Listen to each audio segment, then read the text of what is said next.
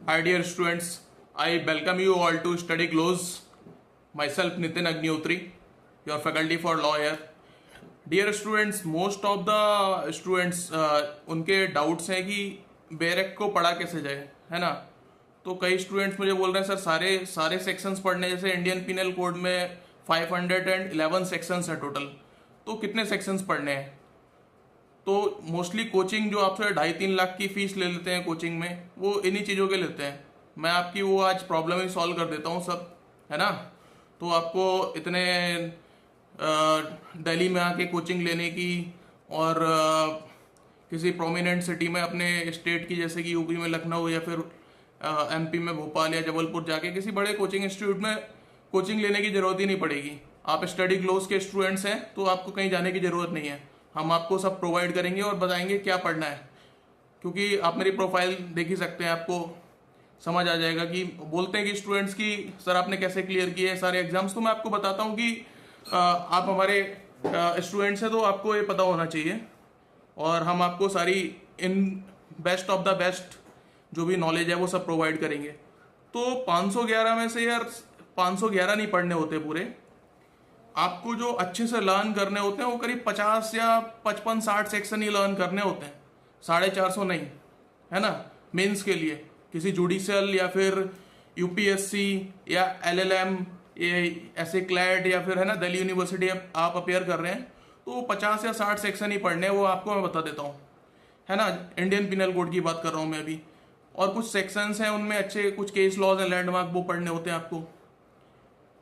तो what to study और what to not ये आपको पता होना चाहिए। यही डिफरेंस होता है एक सक्सेसफुल और एक फेलर में, जो डिफरेंस क्रिएट हो जाता है। बाकी मेहनत तो सब बराबर ही करते हैं, सारे स्टूडेंट्स जो अपियर कर रहे हैं सीरियसली वो मेहनत तो सब बराबर ही करते हैं ना।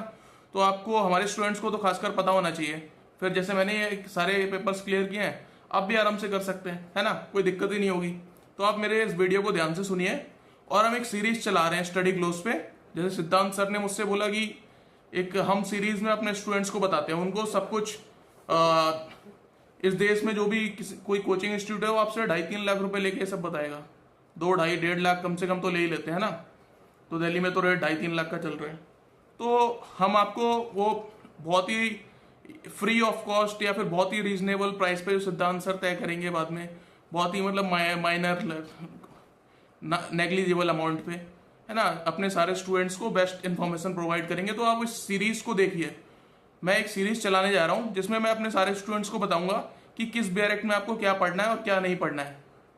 या फिर एक जस्ट कुछ sections, most of the 80% sections ऐसे होते हैं जो आप एक सिर्फ रीडिंग ले लीजिए कि इस रीडिंग से ही आपको एक समझ आ जाएगा कॉन्सेप्ट कि हाँ मतलब ये चीज भी है कानून में, वो आपको दोबारा पढ़ने की जरूरत नहीं है ना। और एक है जो प्रीलिम्स के लिए थोड़े पढ़ने हैं आपको, जैसे कि 400 सेक्शन अराउंड है, वो आप सिर्फ रीड कर लीजिए। इंडियन पिनल कोड की मैं बात कर रहा हूँ, 1860, है ना, हमारा भारतीय दंड संहिता। और प्रीलिम्स के लिए आपको वो 100-125 सेक्शन है जो आप देख लें थोड़ा, जो एलएलएम या फिर क्लैड या यूपीएससी को या प्रोसिक्यूशन स्टेट या सेंटर का अपेयर कर रहे हैं तो उसमें आ जाएगा, या फिर जुडिशियल प्रीलिम्स में भी, है ना। और मेंस के लिए और इंटरव्यू के लिए मैं आपको बताता हूँ कि 40 से 50 सेक्शन है, बस वही पढ़ने हैं, ठीक है। तो इसमें आपका काम हो जाएगा। बाकी 450 आपको एक इसीलिए तो प्रोसेस होता है, पहले प्रीलिम्स फिर मेंस फिर इंटरव्यू, तो इस तरीके से हम जाएंगे। देखो मैं आपको बताता हूँ, हम एक सीरीज चलाने जा रहे हैं। आज हम इंडियन पिनल कोड को डील करेंगे बस। उसमें हम क्या देखेंगे, इंपॉर्टेंट प्रोविजंस, सेक्शंस मतलब केस लॉज, उनमें कौन से लैंडमार्क केस लॉज बनते हैं उन सेक्शंस पे, और इलस्ट्रेशंस थोड़े बहुत जो इंपॉर्टेंट है उन सेक्शंस की। बस ये तीन चीजें आप कर लोगे, आप दिल्ली जुडिशरी हो, Delhi judiciary, UP, MP, Bihar, Rajasthan, UPSC, prosecution state, centre, LLM, PhD, net, JRF, any entrance you can crack, है ना। तो आपको पहले पता होना चाहिए कोर एरिया क्या है, वो गाइडेंस यही काम होता है आपके फैकल्टी या प्रोफेसर का, तो वो मैं आपको दे रहा हूं। तो आप ध्यान से सुनिए, आपका काम हो जाएगा। तो देखते हैं, देखो हम सीरीज जो रन करेंगे उसमें Indian penal code 1860, evidence act, CrPC code of criminal procedure 1973, CPC civil procedure code 1908, constitution of India 1950, ये तो एलएलबी एलएलएम हर किसी के लिए, polity, UPSC, constitution of India तो हर किसी के लिए इंपॉर्टेंट है ही। इसमें ही मैं बताऊंगा कि कौन से आपको आर्टिकल्स पढ़ने हैं नहीं पढ़ने, कितने मतलब कोई कौन सा फोकस एरिया है, जैसे कि 395 आर्टिकल्स और जो 12 शेड्यूल हैं और उसके बाद अमेंडमेंट भी हुए हैं तो करीब 450 के ऊपर चले जाते हैं। जैसे कि पार्ट जो अमेंड ऐड करें हैं, जैसे आर्टिकल पे ए लगा दिया, बी लगा दिया और पार्ट ऐड करें, तो उन 450 में से करीब 30-40 जो पढ़ने हैं वो मैं बताऊंगा आपको, है ना। तो आप इस सीरीज को थोड़ा फोकस होकर सुनिए। Contract act 1872, specific relief act 1963, limitation act 1963, transfer of property act 1882, negotiable instrument 1881, Hindu marriage act 1955, Hindu succession act 1956, Muslim laws concept और टॉपिक्स पे हम फोकस करेंगे। हिंदू लॉज के भी कॉन्सेप्ट और टॉपिक्स पे फोकस करेंगे, कौन से पढ़ने हैं, कौन से किस पे ज्यादा स्ट्रेस देना है, कौन से ऐसे नॉर्मली पढ़ लेना है जिन पे क्वेश्चन बनता है मेंस में, प्री में और इंटरव्यू में, जिस पे क्वेश्चन बनता है वो स्ट्रेस एरिया में आपको बताऊंगा, जिससे कि आपको एक अच्छी तैयारी हो जाएगी, आप अपना टाइम बचा पाएंगे और आप उस एरिया फोकस करके एग्जाम अच्छे रैंक से क्रैक कर पाएंगे, है ना। प्रॉब्ली 1 या 2 डिजिट रैंक में आप successful, you will come with flying colours. तो लॉ ऑफ टॉर्ट्स में आपको कौन सा केसेस और कॉन्सेप्ट्स पे फोकस करना है ना। फिर दिल्ली रेंट कंट्रोल हो गया है, MP rent control, UP rent control, या फिर स्टेट हरियाणा, राजस्थान, बिहार, इनके रेंट कंट्रोल एक्ट लोकल, उनमें कौन से सेक्शंस पढ़ने होते हैं। स्टेट लैंड रेवेन्यू जमींदारी जो एक्ट होते हैं उनमें आपको कौन से सेक्शंस पढ़ने हैं, जैसे कि एमपी का लैंड रेवेन्यू एक्ट है 1950 या एमपी अकोमोडेशन एक्ट है 1961, जमींदारी अबॉलिशन एक्ट है यूपी का, तो उसमें और सेल्स ऑफ गुड एक्ट में जहाँ जहाँ आते हैं, जैसे बिहार वगैरह कई स्टेट्स में आ जाते हैं, दिल्ली में कहीं आ जाते हैं थोड़े बहुत क्वेश्चंस दिल्ली जुडिशरी में। और partnership act 1932, registration act 1908, administrative law concepts और टॉपिक्स, आपको कॉन्सेप्ट स्ट्रेस पॉइंट है वो मैं आपको बताता हूँ, है ना। तो आफ्टर दिस आपको किसी कोचिंग की रिक्वायर्ड नहीं पड़ेगी, क्योंकि वो यही चीज आपको एक साल में धीरे धीरे आपसे 2-2.5 लाख रुपए की फीस लेके पढ़ाते हैं। आप अपने घर बैठे मुझे सुन रहे हैं, आपका काम खत्म। अपने घर बैठे अच्छे से तैयारी कीजिए, कोई डिस्ट्रैक्शन नहीं, कोई ट्रैवलिंग चार्जेस नहीं और कोई टाइम की बर्बादी नहीं। यही चीज आपको कोई भी कोचिंग इंस्टीट्यूट देगा और इतने क्वालिफाइड भी नहीं होंगे वो जो भी कोचिंग में पढ़ाते हैं।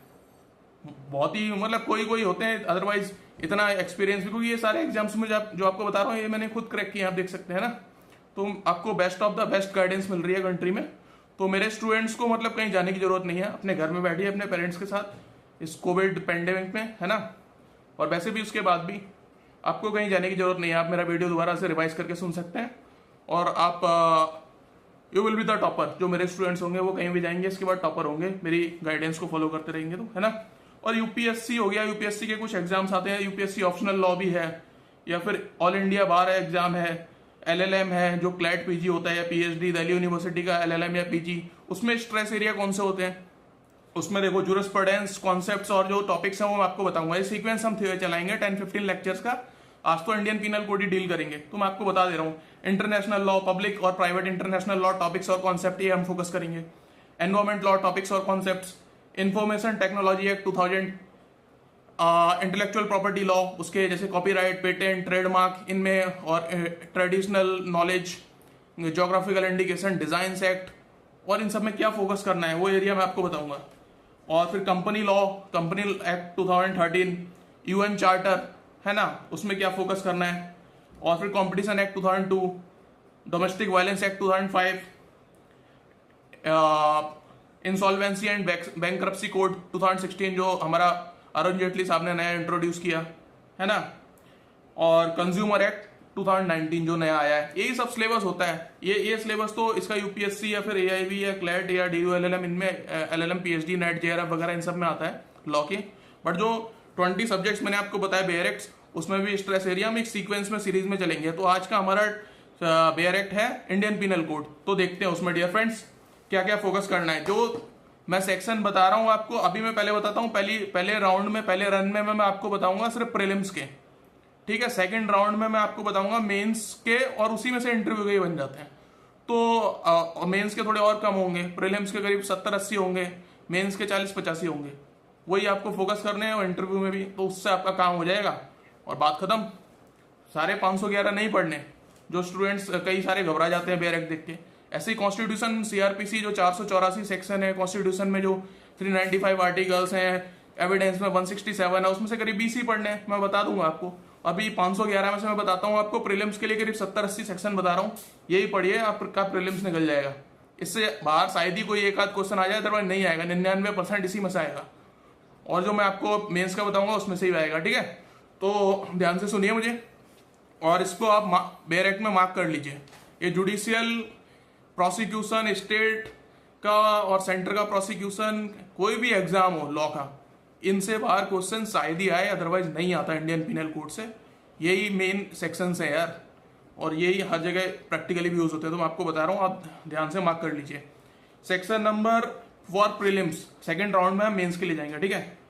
तो ये प्रीलिम्स के लिए section number 3, punishment of offences committed beyond and but which by law may be tried with in India. Section 3, 4 prelims के लिए मार्क कर लीजिए जल्दी जल्दी। सेक्शन 5 थोड़ा देख लेना। सेक्शन 6 इंपॉर्टेंट है, जैसे जैसे मैं बोल रहा हूँ वैसे वैसे मार्क कर लिए।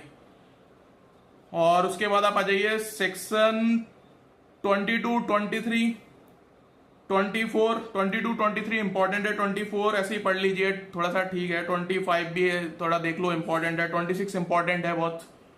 27 ठीक है। 28, 29, 30, 29A और 30 ये इंपॉर्टेंट है। और जो डॉक्यूमेंट था 29 में डेफिनेशन, वो भी इंपॉर्टेंट है। बिल हो गया 31, 32 बहुत इंपॉर्टेंट है, और 33 थोड़ा इंपॉर्टेंट है, नॉर्मल है। 34 बहुत ही ज्यादा इंपॉर्टेंट है, बहुत बहुत ज्यादा इंपॉर्टेंट है, ठीक है। मेंस हो चाहे प्री हो चाहे इंटरव्यू हो, 34 बहुत ही ज्यादा इंपॉर्टेंट है। 35 रीड कर लो। 37 थोड़ा, 36 ऐसे देखना, देख लो, कोई जरूरत नहीं है। सेक्शन 40 पे आ जाओ फिर। सेक्शन 39 भी रीड कर लेना, 40 पे 40 देख लेना, 40 इंपॉर्टेंट है थोड़ा। उसके बाद आप आ जाओ 52 इंपॉर्टेंट है। बाकी इसमें चैप्टर में ज्यादा इंपॉर्टेंट नहीं है। चैप्टर हम आ जाते हैं 3 पे। पनिशमेंट में 53 बहुत ही ज्यादा इंपॉर्टेंट है। 53 को आप बाय हार्ट रट लीजिए। 5 टाइप्स ऑफ पनिशमेंट है, पहले 6 टाइप्स ऑफ पनिशमेंट्स होती थी, अब 5 टाइप है। ये बहुत ही इंपॉर्टेंट है, प्री मेंस हर जगह आ जाएगा, इंटरव्यू में भी पूछ सकते हैं ना। तो 5 टाइप ऑफ पनिशमेंट्स कौन सी हैं? पहले तो कैपिटल पनिशमेंट, फांसी हो गया। फिर उसके बाद आपको जैसे कि ये फांसी के बाद हो गया इम्प्रिजनमेंट फॉर लाइफ, रिग्रेस हो गई वो, या फिर सिंपल हो गई, है ना। फिर इम्प्रिजनमेंट हो गई किसी टर्म के लिए, जैसे 7 साल 10 साल ऐसा। फिर फॉरफीचर ऑफ प्रॉपर्टी हो गया, फिर फाइन हो गया, ये इंपॉर्टेंट है, ठीक है। तो उसके बाद आप आ जाइए 53, 54, 55 ऐसे रीड कर लेना, ज्यादा इंपॉर्टेंट नहीं है, ठीक ठाक है मतलब, है ना। उसके बाद सेक्शन 60 भी रीड कर लेना थोड़ा सा, कि इम्प्रिजनमेंट सिंपल रिग्रेस कैसी कैसी हो सकती है। उसके बाद 65 थोड़ा सा रीड कर लेना, मतलब प्री के लिए इंपॉर्टेंट है ये ऐसी। उसके बाद आ गए आप 66, 67 देख लिया आपने। 71 ठीक है। उसके बाद 73 इंपॉर्टेंट है। फिर 76, 79 बहुत इंपॉर्टेंट है। 76 और 79 माइंडेड बहुत ज्यादा इंपॉर्टेंट है, ठीक है। 77, 78 ऐसे देख लेना थोड़ा सा। फिर 81 इंपॉर्टेंट है, जो इसको बोलते हैं कि टू इविल टेस्ट, है ना। 82 बहुत इंपॉर्टेंट है, चाइल्ड बिलो 7 ईयर्स। 83 इंपॉर्टेंट है, चाइल्ड 7 to 12 ईयर्स। और उसके बाद act of a person of unsound mind 84। 85 और 86 में थोड़ा डिफरेंस होता है हल्का फुल्का, वो देख लेना। 85 ज्यादा इंपॉर्टेंट है। उसके बाद 88 आ गया कि डॉक्टर जो सर्जरी वगैरह करते हैं, अगर उनसे कोई मिस हैपनिंग हो जाए तो उन पे सजा होगी नहीं होगी, जो साइन कराते हैं सर्जरी करने से पहले, तो 88 इंपॉर्टेंट है। उसके बाद 90, 92 थोड़ा इंपॉर्टेंट है। 95 बहुत इंपॉर्टेंट है, कई बार आ जाता है कि माइनर ऑफेंस के लिए सजा नहीं दी जा सकती है ना, वो मतलब छोटा मोटा कोई क्राइम हो गया, 95 पूछ लेते हैं। क्यूरेट मिनिमा डी, क्यूरेट मिनिमा लेक्स वाला, वो सब मैक्सिम है उस पर।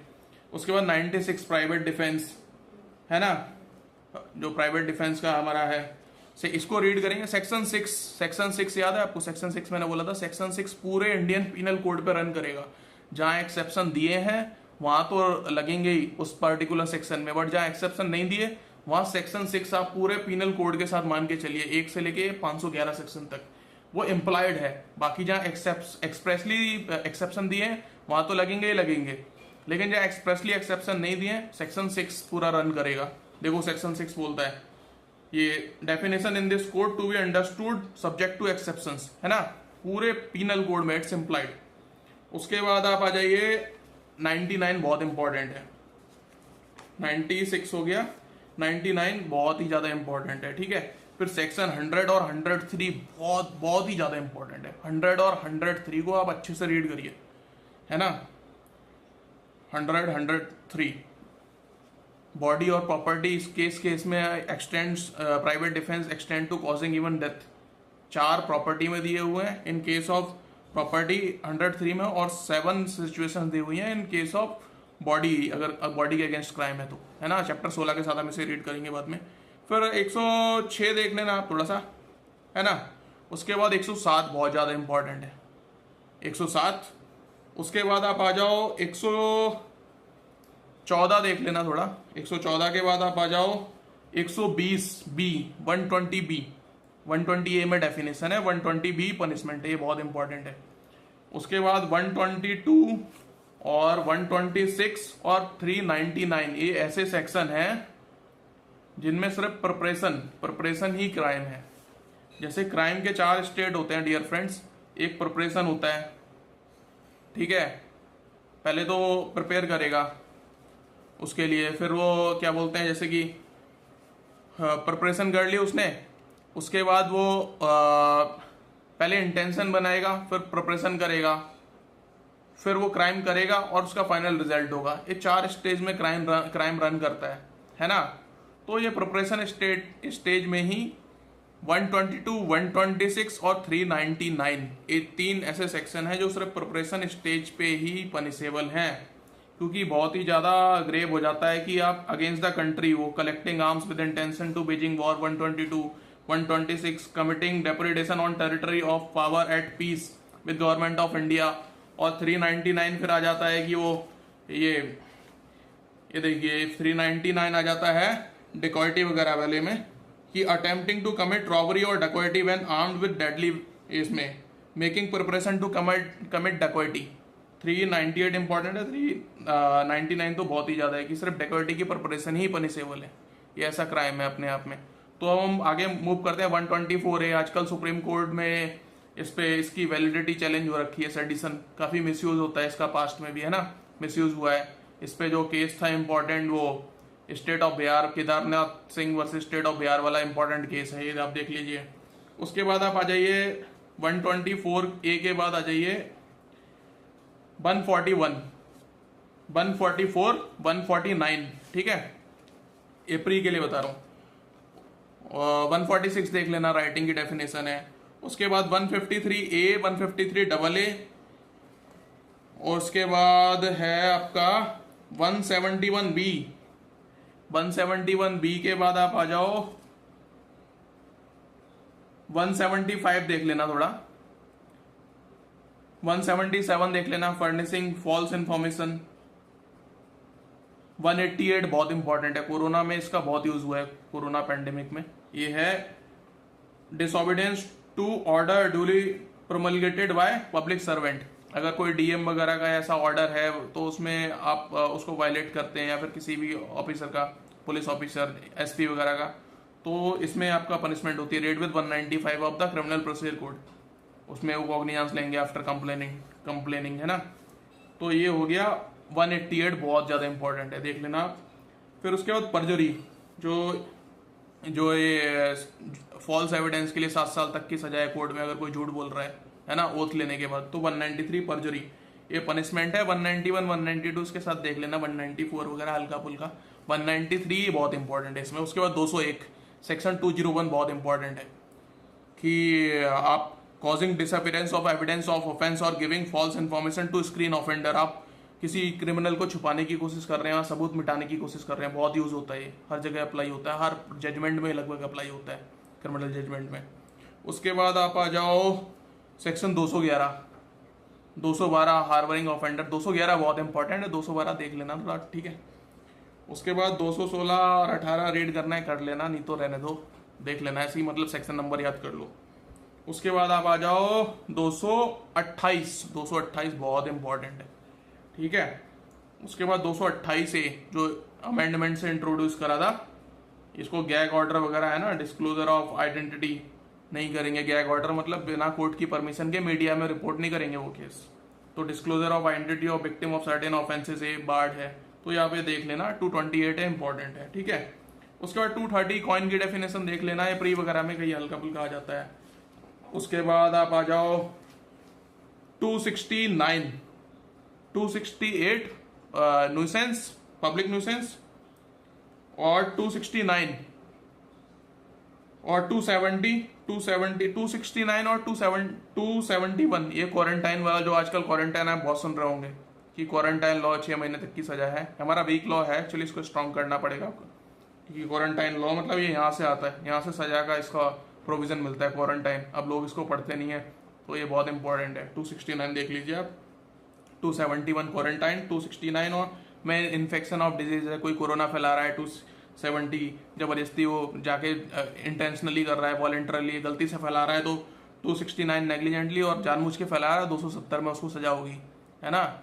और 271 क्वारंटाइन, अगर क्वारंटाइन नहीं कर रहा है, बाहर निकल के कोरोना फैला रहा है या फिर ऐसी कोई बीमारी फैला रहा है, ट्यूबरकुलोसिस या कुछ और, है ना, या फिर वो जो भी कम्युनिकेबल डिजीज हैं, कुछ इन्फ्लुएंजा वगैरह या खांसी वासी या फिर कुछ HIV वगैरह कुछ स्प्रेड कर रहा है, viral disease, bacterial disease, communicable कोई भी डिजीज जो आपने पढ़ी होगी 10th-12th में बायोलॉजी में, तो वो स्प्रेड कर रहा है तो दिक्कत है। और फाउलिंग 279 बहुत इंपॉर्टेंट है। 279 रैश ड्राइविंग, अब कोई गाड़ी आड़ी टेढ़ी चला रहा है, रैश ड्राइविंग स्टंटबाजी कर रहा है, तो उसको सजा किसमें होती है, रैश ड्राइविंग और राइडिंग वन में पब्लिक वे नेग्लिजेंटली। अब राइट का इंडिकेटर देके लेफ्ट में मुड़ जा रहा है या लेफ्ट का देके राइट में मुड़ जा रहा है ना, तो ये exhibition of false light mark और 281 में, है ना, कि वो इंडिकेटर लेफ्ट का दे रहा है और बंदा सोच रहा है कि वो लेफ्ट में जाएगा और वो राइट में मुड़ गया, है ना, तो बदमाशी कर रहा है। या फिर एक टायर पे कार चला रहा है, ऐसे वो 2 टायर पे कार चला रहा है, एक टायर पे वो बाइक चला रहा है कोई, या साइकिल चला रहा है ऐसे रोड पे, और वो भी ऐसे, समझ रहे हो, रैश ड्राइविंग। या फिर ऐसे ऐसे ऐसे जिग जैग करके चला रहा है, बदमाशी कर रहा है कोई, कर रही है, तो जो भी हो उसको, मतलब क्योंकि इंडियन पिनल कोड में he is equal to she, male gender का डिफरेंस नहीं है, he is equal to she section number 8 में, है ना, तो ही बोलते हैं, he means man includes women, इसमें हम एज एन उसको देख रहे हैं, इक्वलिटी की बात हो रही है, ठीक है डियर फ्रेंड्स। अब देखते हैं हम आगे, 281 तक हो गया हमारा, उसके बाद आप आ जाइए 288, थोड़ा सा ठीक है देख लेना, 291 देख लेना आप थोड़ा सा ऐसी, इसका इतना कुछ आता नहीं है ना, तो आज तक देखने को मिला, मुझे भी नहीं देखने को मिला ऐसा कुछ। 292, 294 बहुत इंपॉर्टेंट है, 293 देख लेना साथ में, 294 है देख लेना थोड़ा बहुत हल्का फुल्का, 292, 294 माइंडेड, बहुत ही ज़्यादा इंपॉर्टेंट है, ठीक है। उसके बाद इसमें चैप्टर 15 में आप देखेंगे 297 देख लेना थोड़ा, 298 देख लेना इंपॉर्टेंट है, 297 और 298 जो बरियल डेड बॉडी वगैरह को अगर शमशान घाट में कोई मतलब ऐसे उसमें बरियल प्लेस में पास कर रहा है या फिर ऐसे ना उसको इंसल्ट कर रहा है या डेलिब्रेट, मतलब ये थोड़ा देख लेना। 295 पे हल्का फुल्का। और डिस्टर्बिंग रिलीजियस असेंबली, कोई किसी को कोई नमाज पढ़ रहे हैं लोग, उनमें जाके कोई, या फिर कहीं वो प्रार्थना हो रही है वहाँ जाके कोई बदमाशी कर रहा है, क्रिश्चियन चर्च वगैरह में, है ना, कोई शोर शराबा मचा रहा है या डिस्टर्ब कर रहा है, तो इसमें सजा मिलेगी। ट्रेस पासिंग, अब कहीं अगर कोई ऐसा अंतिम संस्कार चल रहा है वहाँ जाके कोई बदमाशी कर रहा है, तो तमाशा कर रहा है दारू वारू पी के, है ना, तो या फिर ऐसे, तो उसमें 297 में। और 298 में uttering of words etcetera with deliberate intent to wound और the religious feelings of any person, है ना, किसी के धर्म का कोई मजाक उड़ा रहा है, तो सारे धर्म एक ही सीख देते हैं और सब बहुत ही अच्छे धर्म है ना, चाहे कुरान, बाइबल, गीता, हिंदू, मुस्लिम, सिक्स, क्रिश्चियनिटी, सब बहुत ही अच्छे धर्म है, सब हमारा बौद्ध धर्म हो गया, सब अच्छी सारी सीख ही देते हैं, बट लोग उसको गलत तरीके से इंटरप्रेट कर लेते हैं। तो ये हो गए, मतलब प्री के लिए हल्के फुल्के देख लेना आप इतने, इसमें से 298 और 297, ठीक है। 295 देख लिया थोड़ा सा। उसके बाद अब ये चैप्टर 16 बहुत ही इंपॉर्टेंट है, चैप्टर 16 और 17 जो मेंस और प्री हर जगह आता है, तो अब मैं इसको, जो अभी तक मैंने बताया वो प्री के लिए ही थे ज्यादातर, एक्सेप्ट सेक्शन 34, 146, 141, 149, 288, 201, तो अब प्री और मेंस दोनों का एक ही साथ देख लेते हैं ना, इसमें कोई दिक्कत नहीं। 52 हो गया, 53 हो गया, 26 हो गया, ये सब, और 100 हो गया, 76, 79, 103 हो गया, है ना, 120B हो गया, ये कॉन्स्पिरेसी, इसको रीड करेंगे सेक्शन 10 ऑफ इंडियन एविडेंस के साथ, है ना, इंडियन एविडेंस एक्ट 1872 के साथ, जो कॉन्स्पिरेसी वाला हो गया हमारा, पनिशमेंट फॉर कॉन्स्पिरेसी। इसमें एग्रीमेंट, सिर्फ एग्रीमेंट करना ही अपने आप में सजा है। 2 लोग, 120B में 2 लोग चाहिए होते हैं, 107 बहुत इंपॉर्टेंट है ना, इंस्टिगेशन, अबेटमेंट या इंटेंशनल एड से अवेटमेंट होता है, मतलब कोई किसी को उकसा रहा है ऐसा क्राइम करने के लिए, और एग्रीमेंट 120 में सिर्फ एग्रीमेंट ही कर लिया तो ही पनिशेबल है। तैयारी भी नहीं करी उसने भी क्राइम करने की, सिर्फ एग्रीमेंट ही कर लिया, सुलह कर ली कि हाँ हम दोनों मिलके ये क्राइम करेंगे, सिर्फ क्राइम करने का एग्रीमेंट पनिशेबल है 6 महीने तक, बाकी नहीं। कोई गुनाह करना चाहते हैं, ऑफेंस करना चाहते हैं, सेक्शन 40 पता था ना आपको, सेक्शन 40 इसलिए इंपॉर्टेंट है। अब ऑफेंस डिफाइंड है सेक्शन 40 में, तो क्राइम बहुत वाइडर है, ऑफेंस बहुत ही स्पीसीज है, क्राइम जीनस है, ऑफेंस स्पीसीज है ना, जो इंडियन पिनल कोड में या फिर किसी ऐसे अलाइड एक्ट में डिफाइंड है वो ऑफेंस होगा। क्राइम थोड़ा वाइडर हो जाता है, मोरल वगैरह वो सब भी लेते हैं लोग, जैसे कि लिव इन रिलेशनशिप को कुछ लोग क्राइम समझ लेते हैं, बट वो क्राइम नहीं है ना। इमोरल हो सकता है कुछ लोगों के लिए, बट दैट्स नॉट क्राइम। तो ये वाली बात है, जैसे मोरल पुलिसिंग वगैरह चलती है कि वो देख रहे हैं लड़का लड़की ये दोनों अडल्ट हैं, बच्चे नहीं होने चाहिए, 18 से कम नहीं, 18 से ऊपर है तो दैट्स अलाउड, बिकॉज आप डेमोक्रेटिक स्टेट में रह रहे हैं। अब अपना देखो ना यार घर जाके, दूसरों के मतलब समझ रहे हो, तो इट्स लिबर्टी वाली बात है आर्टिकल 14। फालतू मतलब ठीक है, अगर कोई वैसे गलत कर रहा है या फिर कोई मॉलेस्टेशन वगैरह का केस है तो अलग बात है, अदरवाइज इंटरफेरेंस नहीं होना चाहिए ऐसा लीगली। मतलब morally it could be wrong for some communities, but that's legally not wrong. तो 299 कल्पेबल होमिसाइड बहुत इंपॉर्टेंट है।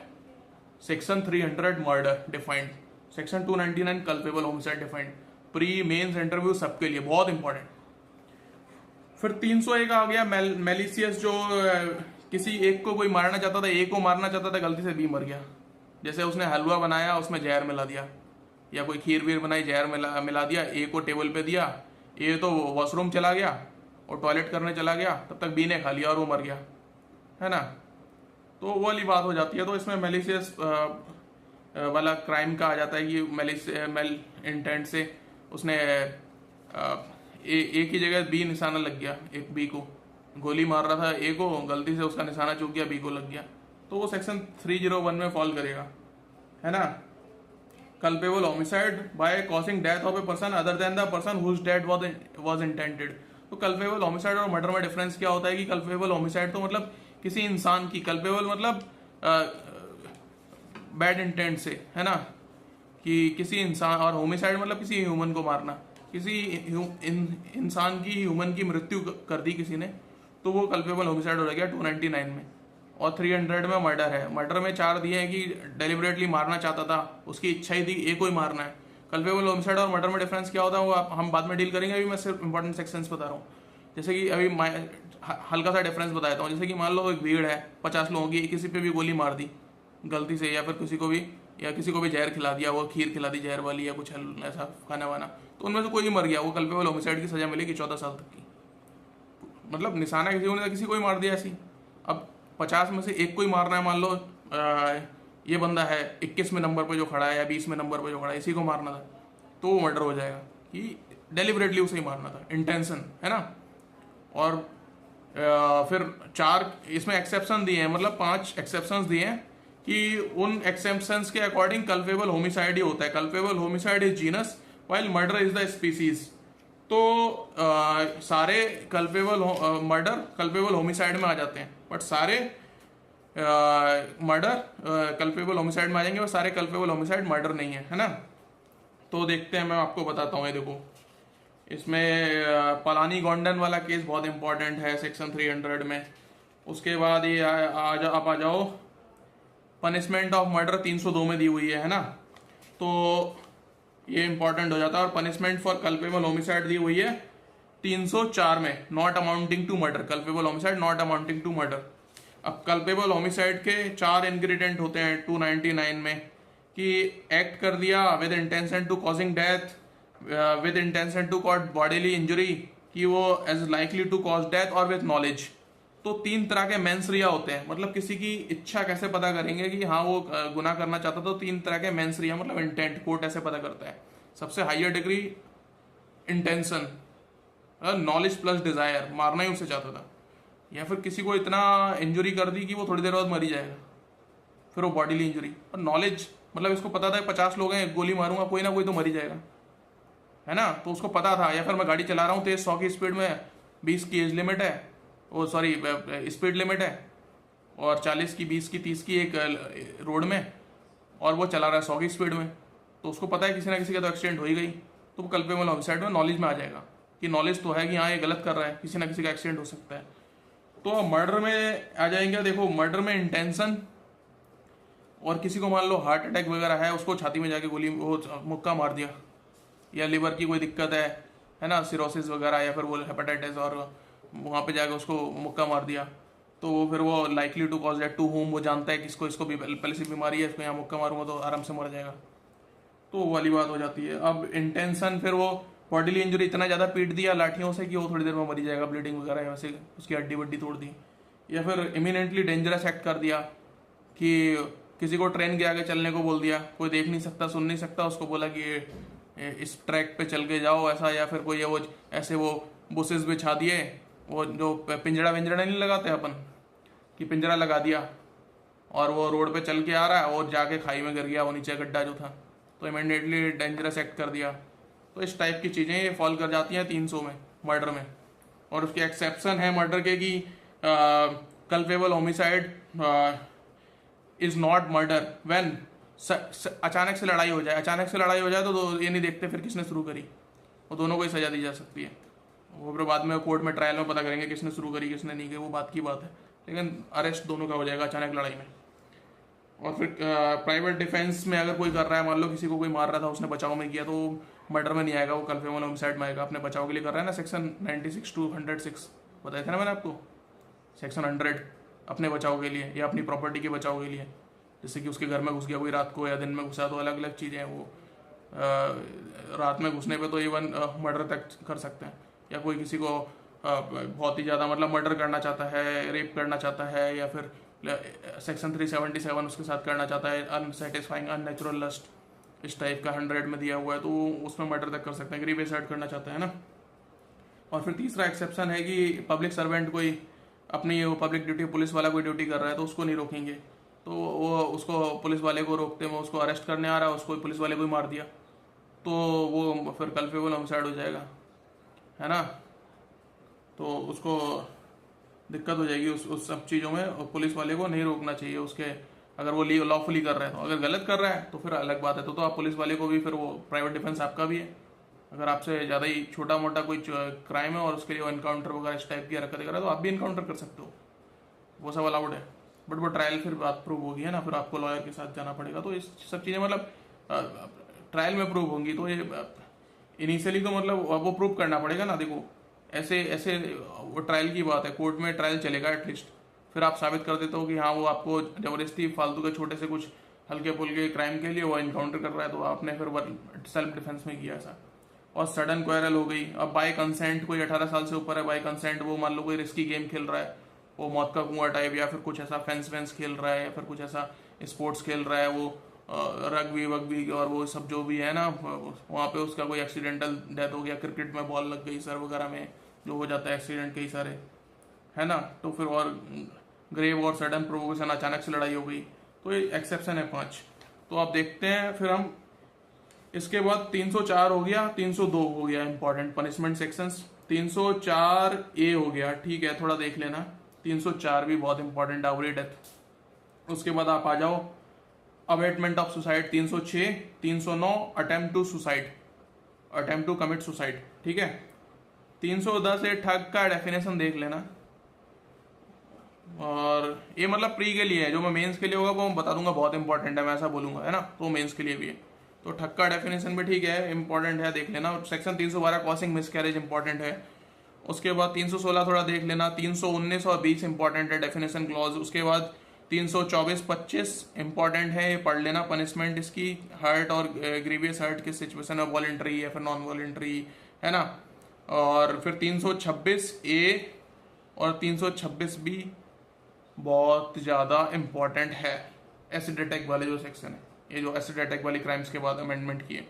326 इंपॉर्टेंट था पहले और आजकल भी है, लेकिन 326 ए और बी अब बहुत ज़्यादा इंपॉर्टेंट हो गए क्योंकि वो उसमें एसिड अटैक वाली क्राइम कर दी है। 330 फिर वो कोई पुलिस वाला आपको ज़बरदस्ती 3rd डिग्री वगैरह कर रहा है या फिर, है ना, तो वो अलाउड नहीं है, तो उसके अगेंस्ट ये है। Voluntary causing hurt to extort confession और to compel restoration of property, ये सब। फिर 333 देख लेना थोड़ा, 3 334 देख लिया थोड़ा सा, ठीक है। 337 8 देख लेना थोड़ा सा, ठीक है। उसके बाद आप 339 341 इंपॉर्टेंट है, 340 कन्फाइनमेंट, 339 रेस्ट्रेंट, 341 टू उनकी सजा है, पनिशमेंट। उसके बाद 349 फोर्स देख लिया थोड़ा, क्रिमिनल फोर्स 350, ये डेफिनेट मतलब इस नंबर और ये सब इतना याद रखना, ज़्यादा पढ़ना नहीं है इनमें। 351 असॉल्ट देख लिया थोड़ा सा। अब 354 आ गए, 354 ABC, और 353 जो पब्लिक सर्वेंट अगर कोई अपना डिस्चार्ज कर रहा है ड्यूटी, आप उसको रोक रहे हैं तो आपको अरेस्ट कर सकता है, 3 साल तक की सजा है। या पुलिस वाले कोई वो आपको रोक रहे हैं चालान वालन काटने के लिए, फिर वैसे आप भाग जा रहे हो और उनको उनकी ड्यूटी नहीं करने दे रहे हो, लड़ाई झगड़ा कर रहे हो, हाथापाई कर रहे हो, तो इसमें वो सजा दे सकते हैं 353 में। कोई DM SDM है या फिर कोई जज है या फिर ऐसे मतलब SP ACP वगैरह कुछ हैं, गवर्नमेंट ऑफिसर जो भी हैं, आप उनको उनकी ड्यूटी करने से रोक रहे हो।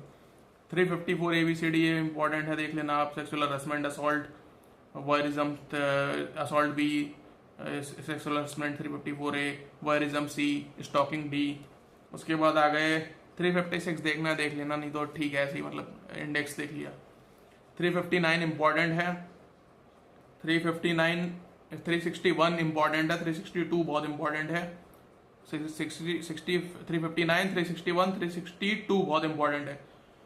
उसके बाद 363 में सजा बहुत इंपॉर्टेंट है किडनैपिंग की। 364A किडनैपिंग फॉर रैंसम, ये इंपॉर्टेंट है, कई बार प्री में आ जाता है। 366A आ जाता है थोड़ा, ये देख लेना। 366 भी ऐसे ही देख लेना थोड़ा, 366A देख लेना थोड़ा ठीक से। 370 इंपॉर्टेंट है। उसके बाद 375 देखना है, और 376 सजा है ABCD थोड़ा देख लेना, DA DB और है ना ये सब थोड़ा। 377 अभी जो नवतेज सिंह जौहर वाला केस था, है ना, तो ये काफी इंपॉर्टेंट हो जाता है। नवतेज सिंह जौहर 377 वाला जो डिक्रिमिनलाइज कर दिया है, अब टू मेल और 2 फीमेल भी शादी कर सकते हैं, फिर लिव इन में रह सकते हैं। बाकी बट वो अननेचुरल विद एनिमल वगैरह डेट्स स्टिल होल्ड्स गुड, वो अभी भी क्राइम है, बट कंसेंटिंग होना चाहिए, है ना वो भी। उसके बाद आप आ जाओ 378 पनिशमेंट ऑफ थेफ्ट, इसका 379 पनिशमेंट हो गया, और 378 हो गया आपका डेफिनेशन ऑफ थेफ्ट, जो इंग्रेडिएंट है, जैसे कि movable property taking out of the possession of the person without his consent dishonestly, है ना वो सब। 381 थेफ्ट बाय क्लर्क और सर्वेंट, 380 इन ड्वेलिंग हाउस, घर में चोरी हो रही है तो 380 में सजा देंगे, और बाहर चोरी कोई कर रहा है, पर्स लेके भाग गया आपका, तो 379 में सजा देंगे। तो इंपॉर्टेंट है, कई बार मेंस आंसर राइटिंग में आ जाता है, तो इसका ध्यान रखिए आप। और वहाँ पे जो मैंने बताया था 376 सेक्शन 76 और 79 में भी ऐसे ही डिफरेंस है। एक में एक कई सारे जगह आ जाता है, एक में section 76 of Indian penal code में person bound by law by mistake और fact believing himself bound by law, वो किसी का मान लो कोई 2 लोग लड़ रहे हैं, उसको पता नहीं है कि वो सेल्फ डिफेंस में लड़ाई कर रहा है, उसने जाकर सेल्फ डिफेंस वाले को ही पीट दिया या उसको पुलिस के पास ले गया और पता चला कि वो तो अपना बचाव में लड़ रहा था, तो ये बाय मिस्टेक ऑफ फैक्ट। और पर्सन जस्टिफाइड और by mistake of fact believing himself justified by law, section 79, ये थोड़ा इंपॉर्टेंट हो जाता है। और सेक्शन 78 में जजमेंट, कोई जज वगैरह जैसे कि इसमें उसके ऑर्डर पे कोई अगर अरेस्ट वगैरह हो रहा है, वारंट रिलीज किया है या हैंगमैन फांसी दे रहा है, तो उन सबको सजा नहीं होगी, क्योंकि वो भी एक्चुअली कर तो मर्डर वगैरह ही रहे हैं या कल्पेबल होमिसाइड कर रहे हैं, लेकिन वो कानूनी तौर तरीके से कर रहे हैं, इसलिए सजा नहीं होगी, है ना। और एक्ट ऑफ जज, कोई जज अगर किसी को फांसी या कुछ ऐसा सजा दे रहा है, तो दे तो रहा है, किसी को ऐसे सजा दे रहा है, तो यहाँ से पावर आती है सेक्शन 77 से, तो एक्ट ऑफ जज वगैरह, है ना, या पुलिस वगैरह है कोई, या मजिस्ट्रेट है, SDM DM SP वगैरह। तो आप आ जाओ फिर 383 देख लेना, इंपॉर्टेंट है थोड़ा, डेफिनेशन क्लॉज। उसके बाद 389 थोड़ा सा हल्का देख लिया। 390 इंपॉर्टेंट है, 391 इंपॉर्टेंट है, 92 इंपॉर्टेंट है, 96 बहुत इंपॉर्टेंट है, 399 इंपॉर्टेंट। उसके बाद आप आ जाओ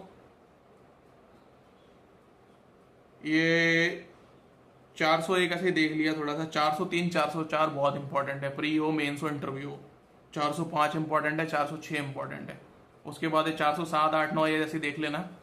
410 बहुत इंपॉर्टेंट है, 11 बहुत इंपॉर्टेंट है। उसके बाद 415 420, ठीक है, 16 और 19 400 ऐसे देख लेना।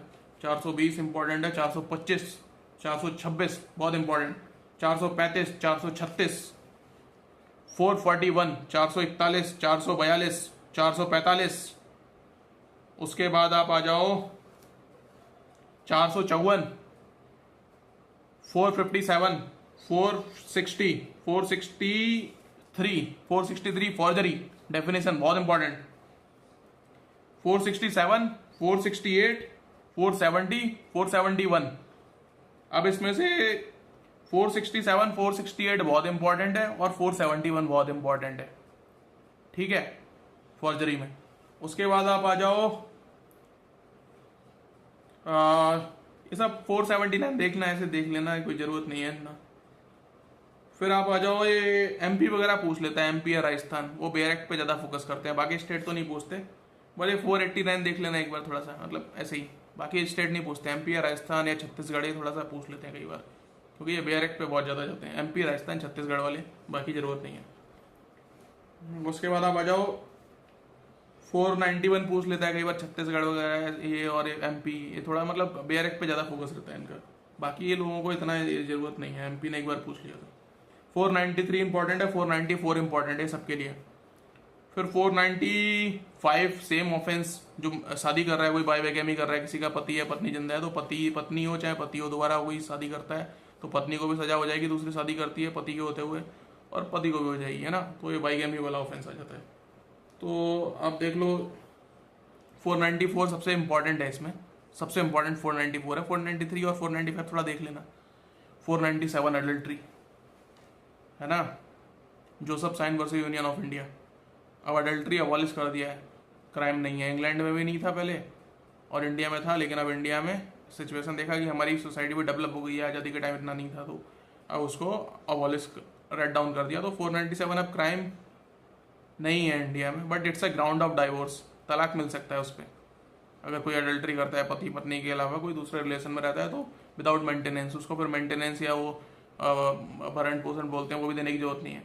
मतलब बोलते हैं कि फिर वो उसका, है ना, कैरेक्टर थोड़ा ढीला है, वो जो मूवी बन रही है उस टाइप से। तो पति पत्नी के अलावा कोई रिलेशन रखता है आउट ऑफ द वेडलॉक, शादी के अलावा, तो सज़ा नहीं मिलेगी। पहले सज़ा थी उसमें, बट अब क्या है कि तलाक का ग्राउंड है, वो तलाक ले सकता है पति या पत्नी जो भी दूसरा उसके, हाँ, ये ग्राउंड है उसका। 498A बहुत इंपॉर्टेंट है ना। इसके साथ आप रीड करोगे इंडियन एविडेंस, इंडियन एविडेंस का 113A, 113B, 113A रीड करोगे और 304B के साथ 113B रीड करोगे इंडियन एविडेंस एक्ट का, है ना। तो 498A हो गया। उसका 499 डिफेमेशन काफ़ी इंपॉर्टेंट हो जाता है। 499 में 10 ग्राउंड्स हैं, 10 तरीके से जो ये इसमें एक्सेप्शन दिए हुए हैं, उन वो डिफेमेशन नहीं होंगे। जैसे कि सच बोल दिया किसी ने, कोई मान लो सच बोल रहा है और उसको लोग, वो बोल रहा है मेरी बुराई कर रहा है, बट वो सच्चाई थी। या फिर वो public conduct of public servant, conduct of any person touching any public question, publication of report, मतलब कहीं पेपर वगैरह में कुछ छप रहे हैं, merit of the case decided, court में केस डिसाइड हो गया और फिर वो सजा हो गई, उसको बोल दिया हाँ इसको सजा हो गई, तो सही बात है। तो बुराई तो उसके कोई बदनामी थोड़ी हो रही है उसमें, वो सच्चाई है। किसी ने डांट दिया, मान लो टीचर या पेरेंट्स ने डांट दिया ऐसे, या सीनियर ने कुछ सिखा रहे हैं आपको डांट दिया थोड़ा बहुत, वो कोई वो उसमें कोई दिल पे लेने की जरूरत नहीं है, वो उस पर कोई सजा नहीं होती उनको। तो merits of the public performance, accusation performed in good faith. अब मान लो एक बंदा है वो हमेशा उधार लेके जाता है, तो उससे एक दुकान वाला बोलता है, मतलब फादर अपने बेटे को, दोनों दुकान चलाते हैं, कि इससे ध्यान रखना, इसको उधार मत देना।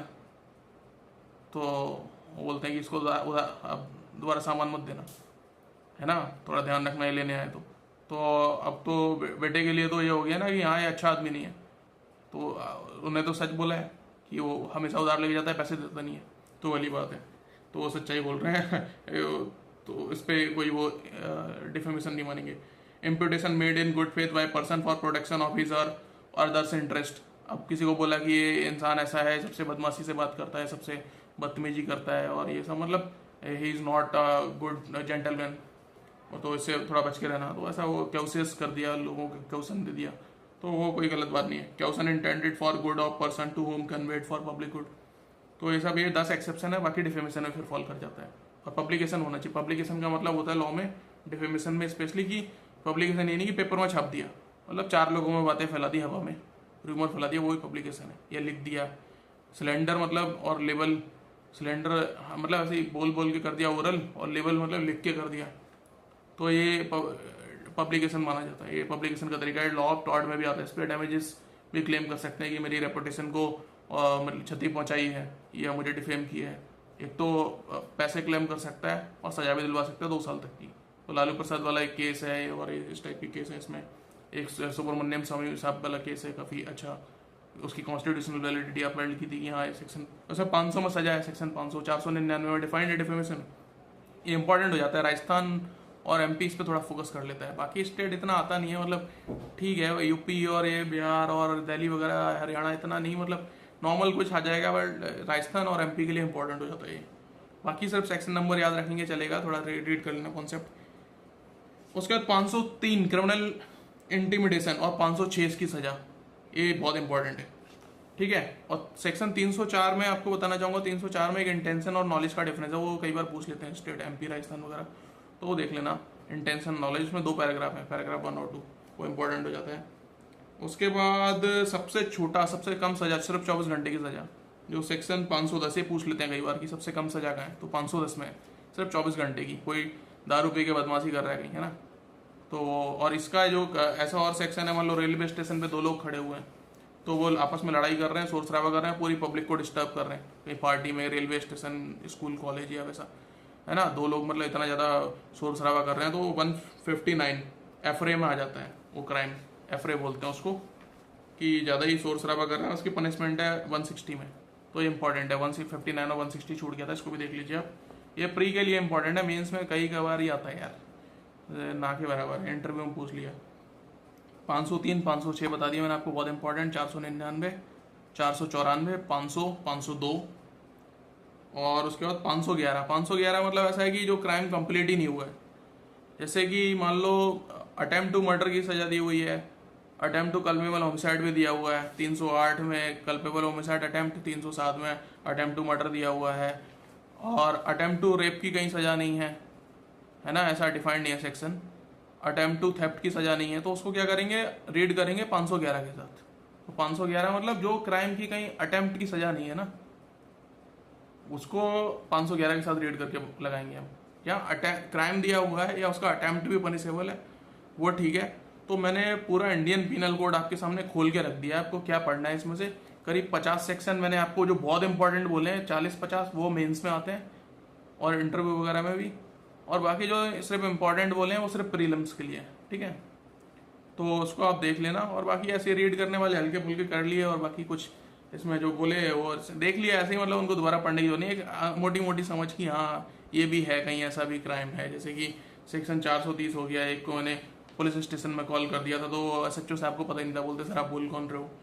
मैं यार वो सब छोड़ो बैठे, 430 हो गया, mischief by injury to works of irrigation और रॉन्गफुली डिलीवरिंग डाइवर्टिंग वाटर, किसी का घर का पानी रोक दिया, बिजली रोक दी, तो ये उनको पता ही नहीं होता। इवन पुलिस वाले वो कहीं पढ़ते ही नहीं है, कहाँ इतना डिटेल में कौन पढ़ेगा। वो सब 302 और 379 उसी से 376 ही 201 हो गया, ये सब इस टाइप के मेन क्राइम आते रहते हैं, बाकी तो इन पे जाता ही नहीं है कोई ज़्यादा।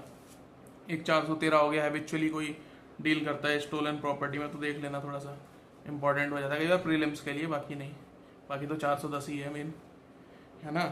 तो ठीक है डियर फ्रेंड्स, मैंने आपको बता ही दिए सारे सेक्शंस। अब अगर आपको दोबारा से एक बार रिवाइज करना है तो मैं आपको बहुत ही जो हाईली इंपॉर्टेंट है वो बता देता हूँ। जैसे कि सेक्शन 52 हो गया, सेक्शन 6 हो गया, सेक्शन 26, 24, 22, 23, 28 से लेके 32, 40, 52, 76, 79, 88, 92 देख लो एक बार, काफ़ी इसमें बन जाता है question. Act done in good faith for benefit of a person without consent, इसमें रीड कर लेना। 95 प्री के लिए ही है। 100, 103, 107, 120 बी, 141, 144 देख लेना थोड़ा सा, 146 और 149, उसके बाद 188 जो हाईली इंपॉर्टेंट है, और भी एक और बार बता दे रहा हूँ, हाईली इंपॉर्टेंट वाली है।